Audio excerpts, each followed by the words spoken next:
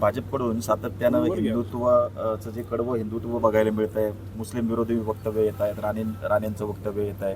त्यामुळं अजित पवार गटाची जी बैठक झाली त्यामध्ये अशी चर्चा झाली की आता ही तक्रार आपण भाजपच्या वरिष्ठ दिल्लीकडे करायची. त्यामुळे कुठेतरी या युतीमध्ये अजित पवार गट अडचणीत आला या सगळ्या भाजपच्या कडवट हिंदुत्वामुळे. एक आपण सगळ्यांनी समजून घेतलं पाहिजे की भाजप आणि भाजपची प्रवृत्ती काय आहे हे अजितदादांच्या पक्षातला आणि पक्षातल्या नेत्यांना आणि पदाधिकाऱ्यांना माहीत होतं. लोकसभेमध्ये ते एकत्रित लढले, लोकांनी नाकारलं, कारण लोक भाजपचा विचार आता नाकारायला लागलेले आहेत. अशा लोकसभेला त्यांनी टेस्टिंग केलं अजितदादांच्या पक्षाने, आणि टेस्टिंग केल्यानंतर ते टेस्टिंग फेल गेलं. म्हणजे ते जर चुकून यशस्वी झालं असतं तर त्यांनी तक्रार केली नसती. आता तुम्ही लोकसभा ते एकत्रित लढलेले आहेत, एकत्रित तुम्ही भाजपचा विचार आता स्वीकारलेला आहे, त्यामुळे वरती जाऊन तुम्ही तक्रार केली काय, नाही तर वेगळं लढलात काय. लोकांना कळलेलं आहे की तुम्ही भाजपचा विचार स्वीकारलेला आहे. त्यामुळे आता नाटक करून आता आमची चर्चा झाली, आता आम्ही वेगळा विचार काहीतरी करण्याचा विचार करतो आहे, हे जे काय आहे तुमच्या मतदारसंघातलं मताचं समीकरण तुम्ही बनवून आता सोयीचं जे राजकारण करत आहात ते आता लोकांना कळलेलं आहे.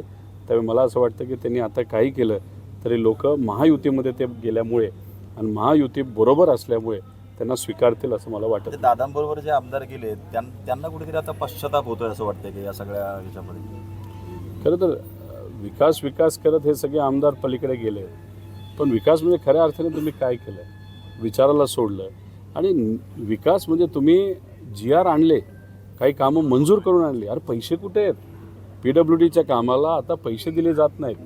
इतरही जे काही आहे त्याला जे अलोकेशन लागतं 30%, 40%, 50%, त्याला 2%, 5%चं अलोकेशन झालेलं आहे. म्हणजे काम होणारच नाही. म्हणजे आता ते फक्त GR दाखवतील, मंजुऱ्या दाखवतील, पण काम होणार नाही की निधीच दिला गेला नाही.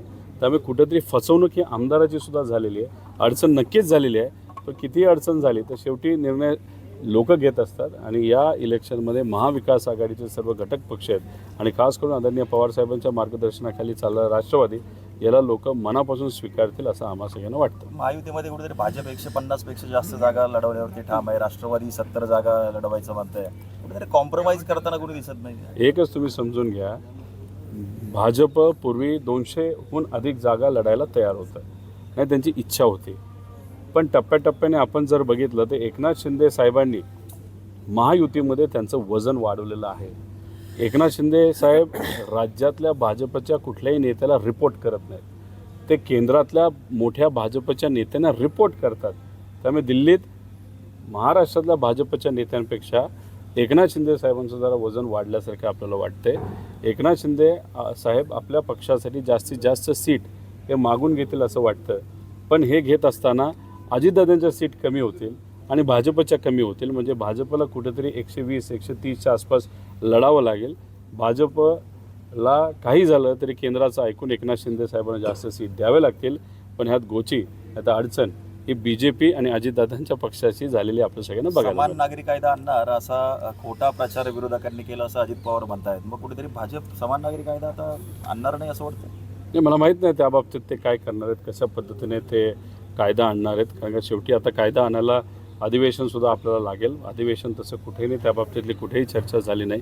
आणि इलेक्शनच्या तोंडावर ज्या पद्धतीने आपण महामंडळ वाटतो, जसं आता एकनाथ शिंदे साहेबांनी वाटली, आता असं काहीही ते बोलायला तयार राहतील आणि ह्याच्यावरनं कुठेतरी लोकांमध्ये संभ्रम निर्माण करण्याचा प्रयत्न केला जाईल असं वाटतं. वन नेशन वन इलेक्शनची देखील चर्चा सुरू आहे. काय राज ठाकरे म्हणतात की अगोदर महापालिका नगरपालिका तर घ्या. हे बघा, वन नेशन वन इलेक्शन जर खरंच मोदी साहेबांना घ्यायचं झालं असतं तर महाराष्ट्राचं इलेक्शन हे हरियाणाबरोबर घेतलं असतं, नाही तर जम्मू काश्मीरबरोबर घेतलं असतं. होती का हिंमत? नव्हती त्यांच्यात हिंमत. मग आता कुठेतरी एका बाजूला तुम्ही सोयीचं राजकारण करता, महाराष्ट्रामध्ये इलेक्शन घेण्याची वेळ आली तेव्हा तुम्ही पळून जाता, तिथं तुम्ही काहीतरी फालतू कारण देता आणि मग तिथं महाराष्ट्राचं इलेक्शन पुढे ढकलता, अजूनसुद्धा डिक्लेअर झालेलं नाही. मग याच्यात तुम्ही जेव्हा तुम्हाला पाहिजे तेव्हा तुम्ही सोयीचं राजकारण करता आणि वन नेशन वन इलेक्शन आता 2026-29ला तुम्ही आणणार असं म्हणता. त्यामुळे सोयीचं भूमिका घेणं तरी बंद करा. महाराष्ट्रात आता इलेक्शन घ्यायला तुम्हाला काय अडचण झाली होती? पवार साहेबांनी असं म्हटलं की सुप्रिया सुळेंना राज्यापेक्षा देशाच्या राजकारणामध्ये जास्त रस आहे. त्यामुळे कुठेतरी जी मुख्यमंत्री पदाची चर्चा आहे सुप्रिया सुळेंच्या नावाची, त्याला कुठेतरी त्यांनी हे दिलं. हे बघा, आता काँग्रेसलीच ती चर्चा सुरू केली होती. आमच्यातलं कुणीच तो विषय आणला नव्हता. त्या बाबतीत आम्ही चर्चासुद्धा करत नव्हतो. पवार साहेबांनी सांगितले ही पदाची लढाई नाही, ही महाराष्ट्र धर्माची लढाई आहे. महाराष्ट्राच्या हितासाठी, महाराष्ट्रातल्या लोकांच्या हितासाठी ही आपण लढाई लढत आहोत. पदं आपण नंतर बघू, पदं दुय्यम आहेत. जे महायुतीमध्ये आहे त्यांना फक्त पद पाहिजे, त्याच्यात मुख्यमंत्रीपद पाहिजे. 3 मुख्यमंत्री होतील असं त्यांना वाटतंय. जसे 2 उपमुख्यमंत्री आहेत, त्यांचं स्वप्न असं आहे की 3 मुख्यमंत्री महाराष्ट्राला मिळावेत. असं होऊ शकत नाही. त्यामुळे ही विचाराची लढाई असल्यामुळे पवारसाहेब पदाच्या बाबतीत आज कुठेही बोलत नाहीत आणि विनंती सगळ्यांनाच करत आहेत मित्रपक्षाला, पदापेक्षा महाराष्ट्र धर्म आणि लोकांचं हित जास्त महत्त्वाचं. आज असं म्हणून म्हणताय की आघाडीत मुख्यमंत्री पदाची लढाई नाही आहे, मात्र दुसरीकडे बाळासाहेब थोरात म्हणतायत की काँग्रेसचाच मुख्यमंत्री होणार. हा इच्छा व्यक्त केली. शेवटी थोरातसाहेब मोठे नेते आहेत, त्यांनी इच्छा व्यक्त केली. पटोले साहेब इच्छा व्यक्त करतील, अजून कुणीतरी करेल. पण निर्णय काँग्रेसच्या बाबतीत जर बोलायचं झालं तर काँग्रेसच्या नेत्यांना, महाराष्ट्रातील नेत्यांना विश्वासात नक्कीच घेतलं जातं. निर्णय शेवटी राहुल गांधीजी करतील. राहुल गांधी साहेबांचं जोपर्यंत वक्तव्य येत नाही तोपर्यंत ते ग्राह्य धरू नये असं माझ्यासारख्या कार्यकर्त्याला वाटतं. विधानसभा निवडणुका जवळ आहेत, त्यामध्ये आता सत्यनाट्याबरोबर रंगभूमीवर 2 नाटक देखील येत आहेत. मला काहीतरी बोलायचं, हे एकनाथ शिंदेंचं येतं तर दुसरीकडे 50 खोके एकदम मुख्य, हे देखील आता नाटक जे आहे ते रंगमंचावर येतं. आता विषय एवढाच आहे की महायुतीमध्ये काय चाललंय तर नाटकच चाललंय. दुर्दैव असं की बाकीचे राज्य विकासाच्या बाबतीत आणि दरडोई इन्कम म्हणजे उत्पन्न, जे सामान्य लोकांचं जे काही उत्पन्न असतं त्या बाबतीत महाराष्ट्र उलटा प्रवास सुरू केलेला आहे. 10 वर्षामध्ये आपण खालच्या लेवलला आता जात चाललेलो आहोत. त्यामुळे महाराष्ट्रामध्ये काय केलं आहे महायुतीली तर नाटकच उभं केलेलं आहे, दिखावा करत आहेत. खरा विकास कुठेही महाराष्ट्रामध्ये सुरू नाही. त्यामुळे कितीही नाटकं कुणीही आणली तरी जे सामान्य लोकांच्या जीवनाचं नाटक झाले ते मात्र बदलायचं आहे आणि विकासाच्या दिशेने महाराष्ट्राला आपण घेऊन जायचं येत्या काळामध्ये. सत्ताधारी कुठेतरी लाडकी बहीण म्हणतायत, मात्र नांदेडमध्ये निकृष्ट साड्या वाटल्या जात आहेत, त्यामुळे महिला नाराज आहे आणि सगळा गोंधळ या ठिकाणी उडाला. नाही, आता कसं आहे की साड्या वाटतील, ह्याच्या आधीसुद्धा साड्या वाटल्या गेल्या, अतिशय दुय्यम क्वालिटीच्या साड्या घेतल्या गेल्यात. आता काही तर साड्या अशा आहेत की हातात दिल्यानंतर जेव्हा त्या पाण्यामध्ये टाकल्या जातात त्या कुठे श्रिंक होतात. म्हणजे काय आहे की मतं मिळवण्यासाठी तुम्ही सामान्य महिलांची चेष्टा करत आहात. तुम्ही तिथं महिला याव्यात, त्यांना आमिष दाखवावीत यासाठी साड्या वाटतायत. महिला येतात, गरीब आहेत, येतात आणि आल्यानंतर तुम्ही अतिशय खालच्या क्वालिटीचं देतात. त्याच्यात तुम्ही आशाताई, अंगणवाडी सेविकांचा वापर करता. आता ही जी काही लाडली बहीण योजना आहे ही महाविकास आघाडी बंद योजना करणार नाही, उलट त्याची व्याप्ती वाढवेल. गरिबाला मिळत नाही त्या महिलांना ती दिली जाईल. पण ह्याचं जे राजकारण आता चालू केलं आहे म्हणजे अधिकाऱ्याकडे कुठेतरी आम्ही गेलो आणि त्या भागात जर मुख्यमंत्र्याचा आणि तो उपमुख्यमंत्र्याचा लाडली बहीणचा कार्यक्रम असेल राखी बांधण्याचा तर सगळे अधिकारी गायब असतात. का? त्यांना टार्गेट दिलं असतं 10,000 महिला आल्या पाहिजे. मग महिलांना काय सांगितलं जातं, तुमची योजना बंद केली जाईल जर तुम्ही कार्यक्रमाला नाही आलात तर. मग हे जे काय गरिबावर हे राजकारण करताय, गरिबीचं राजकारण हे जे करत चालले, थट्टा करत चालले, हे थांबलं पाहिजे. महिलांचं म्हणणं आहे की 1500 हां महत्त्वाचे आहेत, आम्ही पण म्हणतो की ते वाढवलं गेलं पाहिजे. पण आमचं असंही मत आहे नोकरीबद्दल पण बोला ना. तिथं कुठेतरी शेतकऱ्याला जास्तीत जास्त हमीभाव मिळावा त्यासाठी बोला. मिडल क्लास अडचणी येते, युवा अडचणी येते, महिला अडचणी येते, सामान्य लोक अडचणी, त्याबद्दल कुणीच बोलत नाही. पण काय करतात तर साड्या वाटतात. त्यामुळे येत्या काळामध्ये हे जे काही सर्व नेते आहेत लोकशाहीच्या माध्यमातून ह्यांचे जे काही मुखोट आहे आणि उगाचच कडक कपडे घातलेत ते नक्कीच लोकशाहीच्या माध्यमातून काढतील असं मला वाटतं. तुमचे मित्र सुजय विखे आता विधानसभेच्या तयारीला लागलेले दिसत आहे. बाळासाहेब थोरात यांच्या विरोधात संगमनेर किंवा राहुरीतून प्राजक्त तनपुरे यांच्या विरोधात लढण्याची तयारी सुरू केली आहे. मला एकच वाटतं की आमदारकीला तुम्ही बऱ्याच ठिकाणाहून निवडणूक लढू शकता. आधी ठरवा की कुठला मतदारसंघ, मग कुठेतरी आपण त्या बाबतीत चर्चा करू. पण मला असं वाटतं की फक्त चाचपणी चालली असं पण आपल्याला म्हणता येणार नाही. पण कुठंतरी चर्चेत राहायचं, बातमी देत राहायचं याची चर्चा आहे. पण लोकसभेला जो व्यक्ती उभा राहिल्यानंतर लोक त्यांना इलेक्शनमध्ये नाकारतात, ते जर विधानसभेला उभे राहिले आणि विधानसभेमध्ये सुद्धा जर खडा लागला तर परत अख्खं राजकीय अस्तित्व आपलं अडचणीत येऊ शकतं. हे सुजयदादाला नक्कीच माहिती असतील. त्यामुळे मला वाटत नाही की सुजयदादा याबाबतीत प्रयत्न करतील. पण त्यांचे कार्यकर्ते नाही तर जे काय एजन्सी असतात सर्वे करणाऱ्या त्यांनी उगाचच काहीतरी कुठेतरी सर्वे केल्यामुळे ही चर्चा सुरू झाली असावी असं मला वाटतं. आता तुमचे ते चांगले मित्र आहेत आणि एक सुशिक्षित तरुण राजकारणामध्ये दिल्लीत होता, मात्र आता राज्याच्या राजकारणात असायला हवा का? तुम्हाला काय वाटतं? काय एक सल्ला मैत्रीचा? ज्याला दिल्लीची सवय लागलेली आहे तो परत महाराष्ट्रात सहसा कोणी येणार नाही. कारण आणि लोकसभेला जी व्यक्ती, जसं मी म्हणालो की तिथं जे काय कारण असेल त्याच्यात त्यांना खडा लागला असेल, लोकांनी लोकशाहीच्या माध्यमातून नाकारलं असेल, विधानसभेला उभा राहून परत जर समजा जसं एखादा आमदारकीला उभा राहतो, पडल्यानंतर जिल्हा परिषदला जेव्हा एखादा व्यक्ती उभा राहतो तिथेही जर त्यांना लोकांनी नाकारलं तर अस्तित्वच संपू शकतं.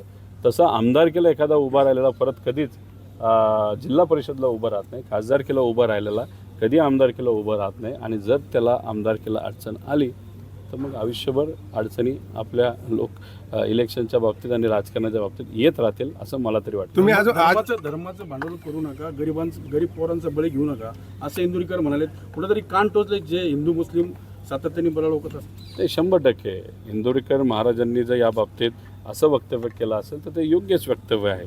ते हजारो लाखो लोकांना भेटतात, लोकांचं मत काय हे त्यांना समजतं आणि त्यांचं हेच मत आहे की खरे जे विषय आहेत, आज हाताला काम पोटाला अन्न पाहिजे, पण ह्या सगळ्या गोष्टी साईडला ठेवून हिंदू मुस्लिम ओबीसी मराठा करण्याचा प्रयत्न काही सत्तेत असणारी लोक करत आहेत. त्यामुळे जे कीर्तनकार आहेत आणि फेमस कीर्तनकार आहेत त्यांनी जर कान टोचले असतील तर ती चांगलीच गोष्ट आहे, कारण लोकांचं सुद्धा हेच मत आहे. तुम्ही आज मनोज सिसोदिया यांच्या स्वागतासाठी आलेला आहात. आगामी विधानसभेत जागा वाटपात महाराष्ट्रात देखील आम आदमी पार्टीला सामावून घेतलं. सिसोदिया साहेब इथं दर्शनासाठी आलेले आहेत शिर्डीला. दर्शन आता ते घेतील आणि दर्शन झाल्यानंतर कर्जतमध्ये ते येणार आहेत. आज तिथं राहतील. उद्याच्या दिवशी संत श्री गोदर महाराजांचं सकाळी 7:30 वाजता ते दर्शन घेतील. नंतर पुण्यश्लोक अहिल्यादेवी होळकरांचं दर्शन ते तिथं चोंडीला जाऊन घेतील आणि तिथून जामखेडमध्ये जिल्हा परिषदची शाळा आहे. नंतर मिरजगावला एक आपण CSRच्या मदतीने 4-4.5 कोटीची महाराष्ट्रात नाही अशी शाळा आपण तिथं बांधली, अतिशय चांगली. त्याचं ते लोकार्पण करणार आहेत. मला सांगायचं एवढंच आहे की तिथं कुठेही आम्ही आमच्या पक्षाचा लोगो वापरला नाही. हा एक सामाजिक कार्यक्रम आहे, कारण त्यांनी जे काम दिल्लीमध्ये केलेलं आहे आरोग्य आणि शिक्षणाच्या बाबतीत, तसं काम या देशामध्ये कुठेही झालं नाही. मी स्वतः त्यांच्या कामाचा फॅन आहे. विनंती केली त्यांना, विनंतीला मान देऊन ते इथं आलेले आहेत. त्यांचं आम्ही स्वागत करून पुढच्या उद्याच्या दिवशी ते सर्व सामाजिक कार्यक्रम माझ्या मतदारसंघामध्ये पार पाडतील. मनोज जरांगे मराठा समाजाला ओबीसीमध्ये समावेश व्हावा यासाठी उपोषण करत आहेत. दुसरीकडे ओबीसी नेते लक्ष्मण हाके आंदोलन करत आहेत. तर धनगर समाजाचं आंदोलन सुरू आहे ST मध्ये समावेशासाठी. आदिवासींचं आंदोलन सुरू आहे. काय भूमिका आघाडीची या सगळ्या संदर्भात आहे? मराठा आरक्षण, धनगर समाजाचं? आमचं एकच मत आहे की जेव्हा 2013-14ला काँग्रेस राष्ट्रवादीचं सरकार होतं तेव्हा 16% आरक्षण 50%च्या पुढे जाऊन मराठा समाजाला आपल्या काळामध्ये आपण दिलं होतं. पण त्या आरक्षणाच्या विरोधात कोण कोर्टात गेलं तर सदावर्ते कोर्टात गेले. सदावर्ते कोणाचा माणूस तर देवेंद्र फडणवीसांचा माणूस. देवेंद्र फडणवीस साहेबांना तो काय म्हणतो, देव माणूस म्हणतो. त्या देव माणसाने त्यांच्या कार्यकर्त्याला सांगितलं असं कोर्टात जाऊ नको, तर ते गेले नसते, ते हाणून पाडलं. आत्तासुद्धा 10% आरक्षण जे BJPने दिलेलं आहे, महायुतीने दिलं, त्या विरोधात कोण कोर्टात गेलं तर हाच सदावर्ते तिथे गेलेला आहे. म्हणजे एका बाजूला तुम्ही आरक्षण दिल्यासारखं दाखवावे, दुसऱ्या बाजूला तुमच्याच कार्यकर्त्याला तुम्ही विरोध करण्यासाठी कोर्टात पाठवता, हे योग्य नाही. आमचं मत आहे की कोर्टात टिकणारं आरक्षण हे मराठा समाजाला तिथे गेलं पाहिजे. राहिला प्रश्न धनगर समाजाच्या आरक्षणाच्या, त्या बाबतीत 2014ला स्वतः देवेंद्र फडणवीस साहेब जे विरोधी पक्ष नेता होते आणि काँग्रेसचे अध्यक्ष होते, BJPचे अध्यक्ष होते, ते बारामतीमध्ये येऊन बोलले होते की तुम्हाला पहिल्या कॅबिनेटमध्ये आम्ही आरक्षण देऊ. आता त्याला झाले 10 वर्ष. त्या 10 वर्षामध्ये त्यांनी कुठेही त्या बाबतीतला प्रयत्न केला नाही. हे जे खोटेपणा आहे देवेंद्र फडणवीस साहेबांचा, या आरक्षणाच्या मुद्द्यामुळे लोकांसमोर तो आता पुढे यायला लागलेला आहे. त्या बाबतीत आता भाजप काय बोलते हे बघावं लागेल. पण सामाजिक कार्यकर्ते आपापल्या लेवलवर आपल्या समाजासाठी, स्वतः समाजाच्या हितासाठी ते लढत आहेत. फक्त आमच्याही नेत्यांना आम्हाला सांगायचं आहे आणि सत्तेत असणाऱ्या नेत्यांना सुद्धा सांगायचं आहे की हे जे विविध समाजाचे सामाजिक कार्यकर्ते जे आपापल्या समाजासाठी लढत आहेत त्यात कुणीही राजकारण करू नये एवढीच विनंती इथं करतो. त्यांचा जन्म तोंडात सोन्याचा चमचा घेऊन झालाय, वाड्यामध्ये झालाय आणि पडळकरांचा जन्म संघर्षातून, काट्याकुपट्यात किंवा एक गरिबीत झालाय. रोहित पवार म्हणजे खेकड्याच्या 2 जाती असतात, एक खुरप्याने मारली तरी तुटत नाही आणि एक बिलबिली. रोहित पवार हे एक बिलबिली. माझं एकच मत आहे की ज्या सत्तेत आहेत त्या सर्व नेत्यांना खेकड्याचं का पडलंय जो कोण उठतोय खेकड्याबद्दल बोलतोय, मला असं वाटतं की सत्तेत असताना लोकांना खेकडा जरा जास्तच आवडतो, कारण का तो पोखरच जातो. आता खोत साहेब जे बोलले खेकड्याबद्दल, मला खोत साहेबांना एवढंच सांगायचं आहे, खेकड्याला न मान असते न पाठीचा कणा असतो. तुम्ही तुमच्या नेत्याला खुश करण्यासाठी, म्हणजे देवेंद्र फडणवीस साहेबांना खुश करण्यासाठी जे काय तुम्ही करत आहात हे लोकांना कळतं आहे. त्यामुळे नेत्याला खुश करण्यापेक्षा महाराष्ट्राच्या हिताचा तर तुम्ही कुठेतरी विचार करा. तुम्ही स्वतः बोलला होता की दुधात भेसळ करून, दुधात पाणी टाकून आम्ही आंदोलन केलं आणि ज्या राजू शेट्टीने तुम्हाला मोठं केलं त्या राजू शेट्टींना फक्त तुम्हाला पद BJPकडनं मिळत असल्यामुळे तुम्ही त्यांना सोडलं, स्वाभिमान सोडला आणि आज सत्तेत जाऊन तुम्ही बसलेला आहात. त्यामुळे हे जे काय आहे स्वाभिमानाच्या गोष्टी ह्या तुम्हाला रुजत नाहीत, पटत नाहीत. आणि माझं एकच मत आहे की तुम्ही फडणवीस साहेबांना कितीही खुश केलं तरी महाराष्ट्रातील स्वाभिमानी जनता हे भाजपचा आणि भाजपच्या विचाराचा आणि महाराष्ट्र धर्माला जे भाजप आज अडचणीत आणत आहे त्या भाजपचा नक्कीच विरोध तिथं करत राहील. तुम्ही कितीही त्यांचे पाय धरा, पण आम्ही सगळे स्वाभिमानी लोक दिल्लीसमोर कधीही झुकणार नाही. संभाजीराजे, राजू शेट्टी आणि बच्चू कडू तिघांची बैठक झाली आणि कुठेतरी महाराष्ट्रामध्ये तिसरा पर्याय देण्याचा निर्णय त्यांनी घेतला. शेवटी नंतर ते असाही विचार करतील, तिसरा पर्याय दिल्यानंतर जर भाजपलाच फायदा होणार असेल आणि भाजप जर शेतकऱ्यांच्या विरोधात असेल तर राजू शेट्टी साहेब हे भाजपला फायदा होईल असं कुठेही तिथं करणार नाहीत. राहिला प्रश्न छत्रपती संभाजीराजेंचा, आता छत्रपती शिवाजी महाराजांचा अवमान हा BJPच्या अनेक नेत्यांनी केलेला आहे, शिवशाहू फुले आंबेडकरांच्या विचाराचा अवमान केलेला आहे. त्यामुळे ते भाजपला अप्रत्यक्षपणे फायदा होईल असं कुठेही काही करणार नाही. बच्चू कडूंच्या बाबतीतसुद्धा बोलायचं झालं तर सामान्य लोकांचं प्रतिनिधित्व त्या भागामध्ये ते करतात. त्यामुळे हे तिघं आज एकत्रित आले असले तरी प्रत्यक्ष अप्रत्यक्षपणे उद्या भाजपला जर फायदा होणार असेल तर ते थर्ड फ्रंट करणार नाही. आणि कारण का थर्ड फ्रंट केल्यानंतर लोक सुपारीबाज पक्ष म्हणून त्यांच्याकडे बघतील, ज्यांनी भाजपकडनं सुपारी घेतली मतविभाजन करण्यासाठी. त्यामुळे हे तिन्ही मोठे नेते आहेत, सुपारी घेऊन ते कुठेही काम करणार नाही आणि भाजपला अप्रत्यक्षपणे फायदा होईल असंही काही करणार नाही. असा महाराष्ट्राचा एक नागरिक म्हणून मला आज तरी वाटतं. उद्याचं उद्या आपण बघू. वर्षा गायकवाड म्हणतायत की सुप्रिया सुळे आणि रश्मी ठाकरे दोन्ही मुख्यमंत्री पदासाठी साजेशी आहेत आणि सक्षम आहेत. तुम्हाला काय वाटतं? आता शेवटी वर्षातही मोठ्या नेत्या आहेत, काँग्रेसच्या खासदार झालेले आहेत आणि खूप जोरात त्यांचं इलेक्शन तिथं झालेलं आहे. त्याच जर या बाबतीत काही ते एखादं वक्तव्य करत असतील आणि त्या काँग्रेसच्या नेत्या आहेत तर मग आता सक्षम तर नक्कीच या दोन नेत्या आहेत, ज्याच्यामध्ये सुप्रियाताई आहेत, ठाकरेताई आहेत. पण शेवटी या दोघींना तर आपण विचारलं की आजची परिस्थिती काय, तुम्ही इच्छुक आहात का त्या बोलतील की आज महाराष्ट्र धर्माचा लढा महत्त्वाचा आहे, पदाचा नाही, हेच तुम्हाला त्या दोघींकडनं ऐकू येईल. त्यामुळे कोणी प्रशंसा करत असेल तर स्वागतच आहे, पण आज पदापेक्षा महाराष्ट्राचं हित जास्त महत्त्वाचं आहे.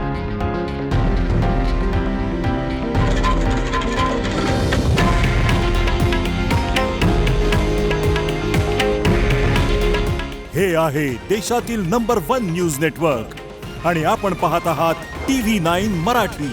काळजी तुमची, हित महाराष्ट्राचं.